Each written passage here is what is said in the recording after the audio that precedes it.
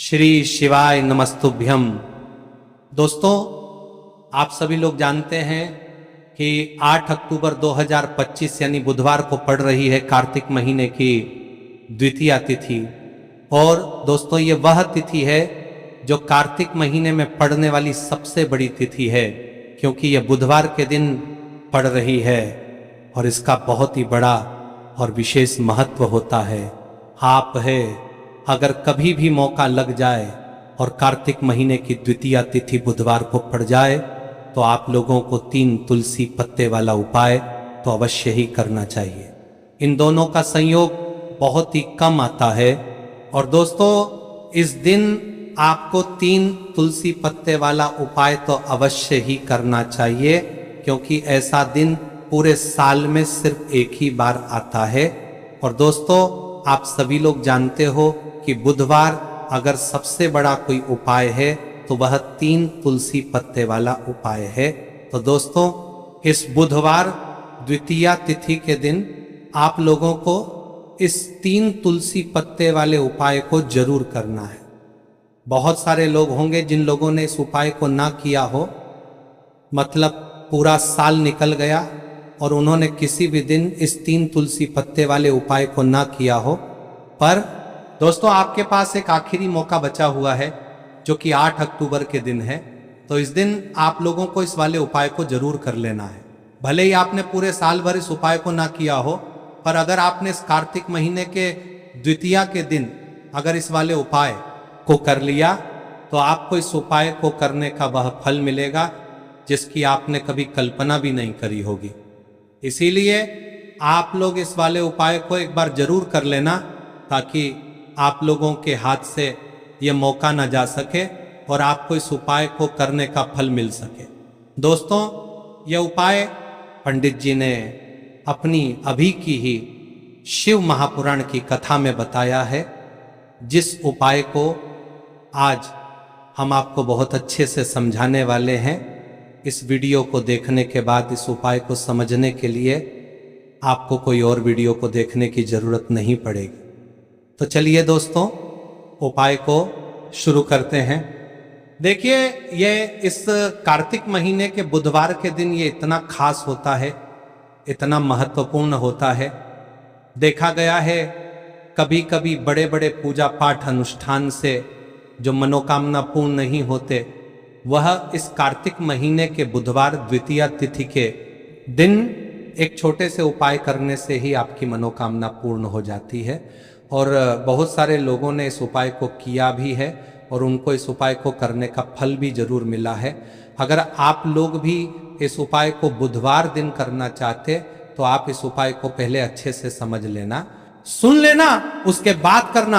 आपको इस उपाय का फल जरूर मिलेगा। और इस उपाय को कर लेने से आपके घर में चाहे किसी भी प्रकार की दुख और समस्या क्यों ना चल रही हो, आपको उसका कारण भी नहीं पता है कि भाई यह समस्या किस कारण से चल रही है, उसका कुछ भी कारण हो सकता है, जैसे पितृदोष हो सकता है या किसी भी तरह का मंगल दोष भी हो सकता है। तो इस दिन आप लोगों को ये वाला उपाय कर लेना है। ये एक ऐसा उपाय है जिस उपाय को अगर किसी विशेष दिन पर किया जाए तो भाई उस विशेष दिन का जो है वह तो हमें मिलता ही मिलता है, पर हमने उस दिन पर इस उपाय को किया है तो हमें उससे भी बड़ा फल मिलता है, और फल बहुत जल्दी मिलता है, क्योंकि आप इस उपाय को बहुत ही बड़े और विशेष दिन पर कर रहे हो। तो चलिए अब उपाय के बारे में बात करते हैं, लेकिन उससे पहले आप लोगों को यह जानना आवश्यक है कि आखिर यह उपाय किस समय करना है, किसको करना है और कैसे करना है। तो चलिए हम आगे आपको वीडियो में एक एक करके बता देते हैं, लेकिन उससे पहले अगर आप लोग हमारे चैनल पर नए हैं तो हमारे चैनल को सब्सक्राइब कर लेना और इस वीडियो को लाइक करके कमेंट बॉक्स में श्री शिवाय नमस्तुभ्यम, ओम नमः शिवाय जरूर टाइप कर देना। और अपने फायदे के लिए, गरीबी दूर करने के लिए इस वीडियो को पूरा देख कर जाना, तभी आपको लाभ की प्राप्ति होगी। यदि आज आपने वीडियो को बीच बीच में से देखा, काट काट कर देखा, तो आपको जीवन में कभी सफलता हासिल भी नहीं होगी। तो दोस्तों, इस 3 तुलसी पत्ते वाले उपाय को हमें इस बुधवार के दिन कैसे करना है, किसको करना है, किस समय करना है और कहाँ पर करना है, ये सारे सवालों के जवाब आपको इस वीडियो में मिल जाएंगे। और जो ये वीडियो देखेगा भाई, उसको 3 तुलसी पत्ते वाला उपाय जरूर करना चाहिए, क्योंकि इस दिन तुलसी पत्ते का भी बहुत ही बड़ा और विशेष महत्व होता है। और जब बात आ जाए 3 तुलसी पत्ते की, तो ये सोने पर सुहागा वाली बात हो जाती है और ये बहुत ही बड़ा उपाय हो जाता है इस बुधवार द्वितीया तिथि का। अब हम समझते हैं इस वाले उपाय को हमें करना किस समय है। इस 3 तुलसी पत्ते वाले उपाय को हमें इस बुधवार द्वितीया तिथि के दिन करना किस समय है। तो देखिए, इस उपाय को करने का जो समय है वह सुबह का समय है और शाम का समय भी है। अब देखिए, यहाँ पर हम मुख्य रूप से सुबह का समय नहीं बोलेंगे, क्योंकि 8 अक्टूबर बुधवार द्वितीया का दिन है और इस दिन प्रदोष काल के समय का बहुत महत्व होता है। बाकी अगर सुबह के समय भी करेंगे तो भी अच्छा होगा, उसमें कोई भी दिक्कत वाली बात नहीं है। तो चलिए जानते हैं इस विशेष उपाय के बारे में। लेकिन उससे पहले एक प्रार्थना, अगर आप इस चैनल पर नए हैं तो आप इस वीडियो को लाइक करें, चैनल को सब्सक्राइब करें और कमेंट बॉक्स में आप अपनी राशि या अपना नाम जरूर डाल दें, क्योंकि हम राशि से जुड़ा भाग्य भी बताते हैं और भाग्य में चल रही परेशानियों को दूर करने के लिए वह आसान से आसान उपाय भी बताते हैं। तो चलिए अब हम अपने सबसे पहले उपाय की बात कर लेते हैं। हम सभी के घरों में माता तुलसी का पौधा अवश्य ही होता है। तो देखिए, हमें तुलसी जी के पौधे से सबसे पहले तो 3 पत्ते तोड़ने। देखो, एकादशी वाले दिन आपको तुलसी के पत्ते नहीं तोड़ने, तो देखिए तुलसी जी के आपको 3 पत्ते तोड़ने लेने हैं। और इन तुलसी जी के पत्तों को तोड़ने के बाद आपको 1 चुटकी हल्दी भी अपने साथ में लेनी है। हल्दी के अंदर आपको जल मिलाकर के पेस्ट के रूप में तैयार करना है और इसी के साथ में आपको एक दीपक भी लेना होगा। दीपक आप मिट्टी का भी ले सकते हैं, आटे का भी ले सकते हैं। और इस दीपक में आपको शुद्ध घी डाल के इसमें आपको लंबी रुई की बाती का प्रयोग करना है। देखिए दोस्तों, आपके पास 3 तुलसी जी के पत्ते हैं, तो पहला जो तुलसी जी का पत्ता है उस पर आपको सबसे पहले तो जो आपने हल्दी ली है उसकी एक बिंदी लगानी है। और पहला जो तुलसी जी का पत्ता है आपके घर में, भगवान विष्णु का चाहे कोई सा भी स्वरूप हो, चाहे लड्डू गोपाल जी का स्वरूप हो, या फिर भगवान कृष्ण की आपके मंदिर में प्रतिमा हो, या फिर भगवान श्री राम की प्रतिमाएं, उनके सामने आपको पहला तुलसी जी का पत्ता अर्पित करना है। अब देखिए दोस्तों, आपके पास जो 2 तुलसी जी के पत्ते हैं और आपके पास जो एक दीपक है, इन्हें आपको लेकर के पहुंचना है। अपने ही घर में तुलसी जी के पौधे के पास में देखिए, सबसे पहले तो आपके पास जो 2 तुलसी जी के पत्ते हैं उन पर भी आपको हल्दी की एक एक बिंदी लगानी है और उन दोनों ही तुलसी जी के पत्तों को आपको अपने घर में तुलसी जी के पौधे के वहां पर ही अर्पित कर देने हैं। और इस प्रकार से यह दोनों पत्ते भी तुलसी जी के पौधे के पास में अर्पित करने के बाद अंत में जो आपके पास एक लंबी बाती का दीपक है, इसे आपको तुलसी जी के पौधे के पास में ही प्रज्वलित कर देना है। जो भी व्यक्ति अपने ही घर पर इस प्रकार से तुलसी जी के 3 पत्तों का ये उपाय कर लेता है तो उसका परिवार हमेशा खुश रहता है, उसके परिवार में कभी भी कोई भी संकट उत्पन्न नहीं होता है। और यदि आपके घर में जो भी ग्रह क्लेश है वह भी समाप्त होते हैं, तो इस प्रकार से ये सुंदर सा उपाय करना है। अब बात करते हैं अगले उपाय की।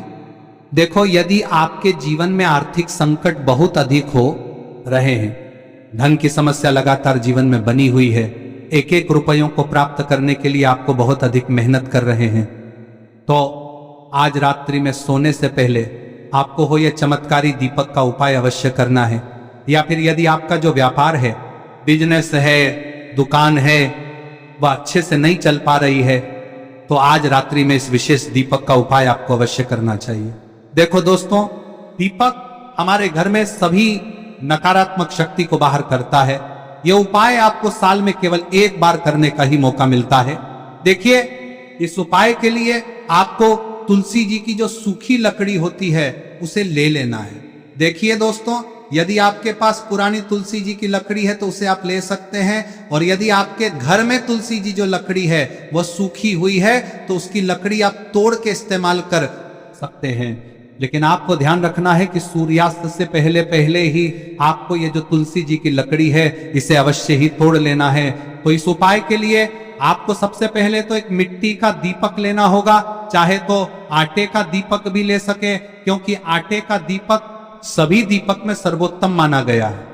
इस दीपक के अंदर आपको शुद्ध घी का प्रयोग करना होगा, और इससे दीपक के अंदर आपने जो तुलसी जी की लकड़ी ली है उसे भी रख देना है। लेकिन ये जो तुलसी जी की लकड़ी है इसमें आपको चारों तरफ अच्छे से घी लगा लेना है। देखिए, गुरु जी ने बताया है कि जो तुलसी जी की लकड़ी है यदि आप उपाय करते हैं और बहुत ही शीघ्रता से जल जाती है, तो इसके लिए आपको एक कार्य करना है। आपको थोड़ी सी रुई ले लेनी है, और उस रुई को आपने जो तुलसी जी की लकड़ी ली है उस पर अच्छे से चारों तरफ लपेट देनी है। तुलसी जी की लकड़ी के ऊपर रुई लपेटने के बाद इसे आपको पूरा घी के अंदर डुबो लेना है। अब इसे आपको बाती के रूप में प्रयोग करना है।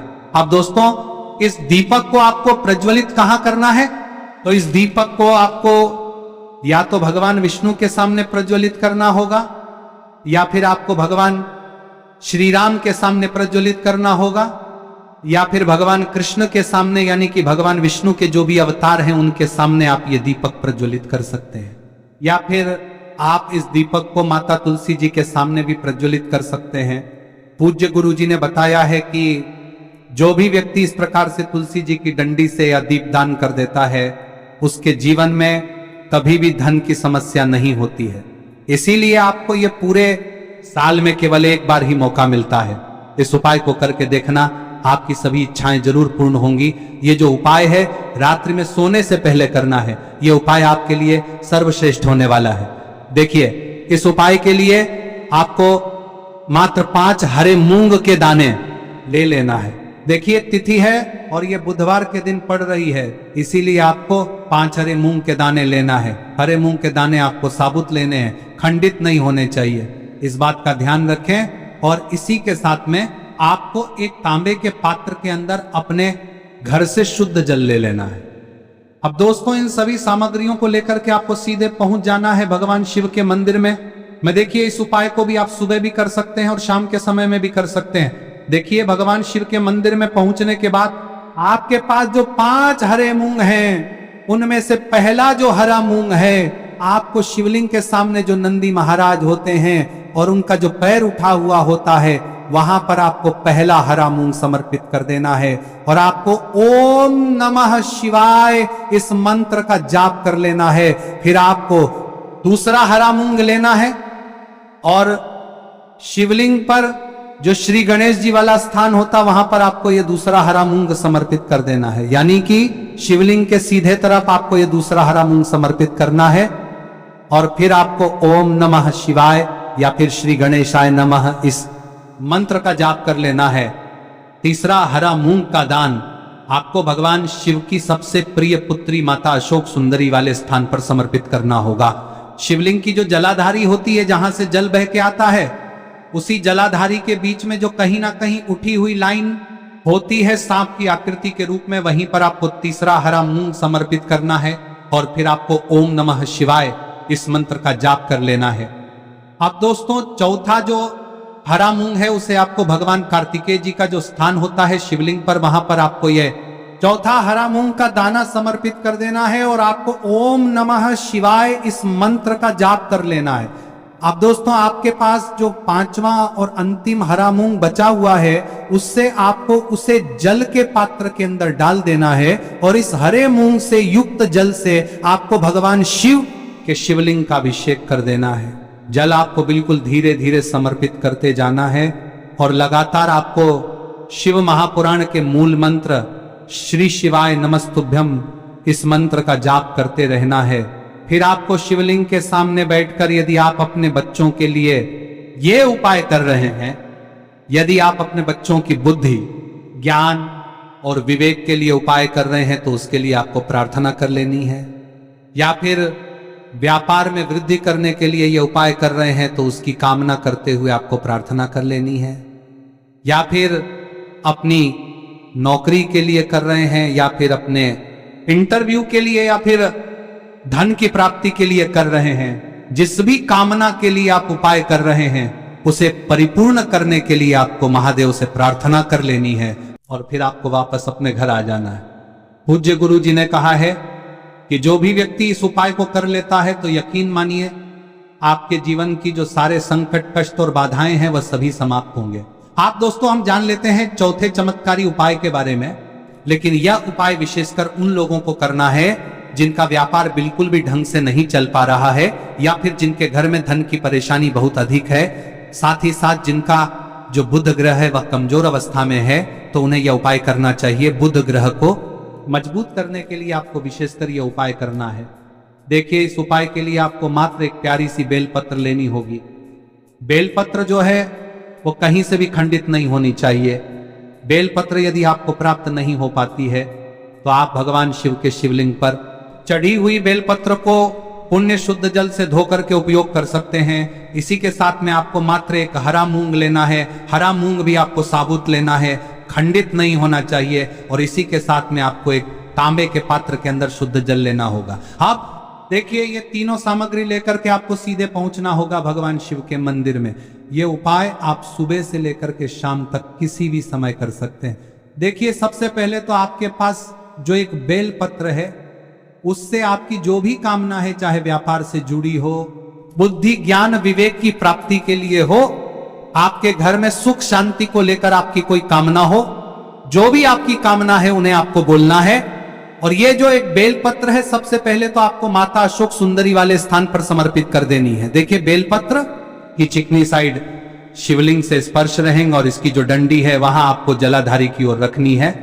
इस प्रकार से आपको ये जो बेलपत्र है, इसे माता अशोक सुंदरी वाले स्थान पर समर्पित कर देना है। अब दोस्तों, आपके पास जो एक हरा मूंग का दाना है, उससे आपको आपकी जो भी कामना है उसे बोलते हुए उस हरे मूंग दाने को आपको उसे जल पात्र के अंदर डाल देना है। अब दोस्तों, ये जो हरे मूंग युक्त जल है, इसे आपको समर्पित करना है। आपकी जो भी कामना है, चाहे आपका जो व्यापार है वह अच्छे से नहीं चल पा रहा है, तो इस प्रकार से आपको कामना करनी है।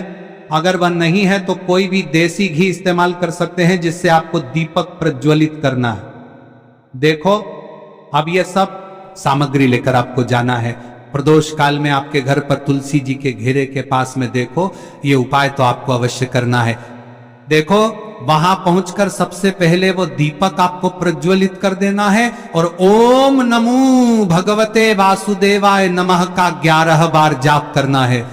उसके बाद आपको अपने सीधे हाथ में थोड़ी हल्दी लेकर उस दीपक में अपना नाम और गोत्र बोलते हुए डाल देना है और गोत्र बोलते हुए समर्पित कर देना है और ओम नमः शिवाय श्री शिवाय नमस्तुभ्यम का लगातार जाप करना है। अब आपको जो एक लोटा जल साथ में लेकर आए थे, उसे धीरे धीरे बेलपत्र और चावल दाने के ठीक ऊपर आपको समर्पित करते जाना है और शिव पुराण के मूल मंत्र श्री शिवाय नमस्तुभ्यम का 11 बार जाप करना है और अपनी मनोकामना बोलते जाना है।